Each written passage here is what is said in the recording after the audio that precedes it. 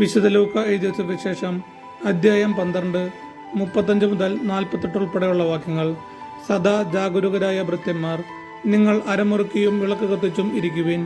തങ്ങളുടെ യജമാനൻ കല്യാണ വിരുന്ന് കഴിഞ്ഞ് മടങ്ങി വന്ന് മുട്ടുന്ന ഉടനെ തുറന്നു കൊടുക്കുവാൻ അവന്റെ വരവും കാത്തിരിക്കുന്നവരെ പോലെ ആയിരിക്കുവിൻ. യജമാനൻ വരുമ്പോൾ ഉണർന്നിരിക്കുന്നവരായി കാണുന്ന ഭൃത്യന്മാർ ഭാഗ്യവാന്മാർ. സത്യമായി ഞാൻ നിങ്ങളോട് പറയുന്നു, അവൻ അരമുറുക്കി അവരെ ഭക്ഷണത്തിനിരുത്തുകയും അടുത്തു ചെന്ന് അവരെ പരിചരിക്കുകയും ചെയ്യും. അവൻ രാത്രിയുടെ 2-ാം യാമത്തിലോ 3-ാം യാമത്തിലോ വന്നാലും അവരെ ഒരുക്കമുള്ളവരായി കണ്ടാൽ ആ ഭൃത്യന്മാർ ഭാഗ്യവാന്മാർ. ഇത് അറിഞ്ഞുകൊള്ളുവിൻ. കള്ളൻ ഏത് മണിക്കൂറിൽ വരുമെന്ന് ഗൃഹനായകൻ അറിഞ്ഞിരുന്നുവെങ്കിൽ തൻ്റെ വീട് കുത്തി തുറക്കുവാൻ അനുവദിക്കുമായിരുന്നില്ല. നിങ്ങളും ഒരുങ്ങിയിരിക്കുവിൻ. എന്തെന്നാൽ പ്രതീക്ഷിക്കാത്ത മണിക്കൂറിലാണ് മനുഷ്യപുത്രൻ വരുന്നത്. പത്രോസ് ചോദിച്ചു, കർത്താവേ, നീ ഈ ഉപമ പറയുന്നത് ഞങ്ങൾക്ക് വേണ്ടിയോ എല്ലാവർക്കും വേണ്ടിയോ?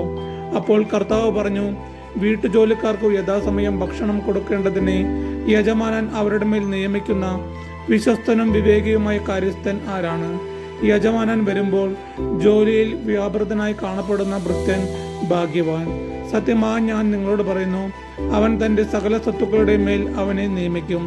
എന്നാൽ ആ ഭൃത്യൻ തൻ്റെ യജമാനൻ വരാൻ വൈകും എന്ന് ഉള്ളിൽ കരുതി യജമാനന്റെ ദാസന്മാരെയും ദാസിമാരെയും അടിക്കാനും തിന്നുകുടിച്ച് ഉന്മത്തനാകാനും തുടങ്ങിയാൽ പ്രതീക്ഷിക്കാത്ത ദിവസത്തിലും അറിയാത്ത മണിക്കൂറിലും യജമാനൻ വരികയും അവനെ ശിക്ഷിച്ച് അവന്റെ പങ്ക് അവിശ്വാസികളുടെ കൂടെ ആക്കുകയും ചെയ്യും.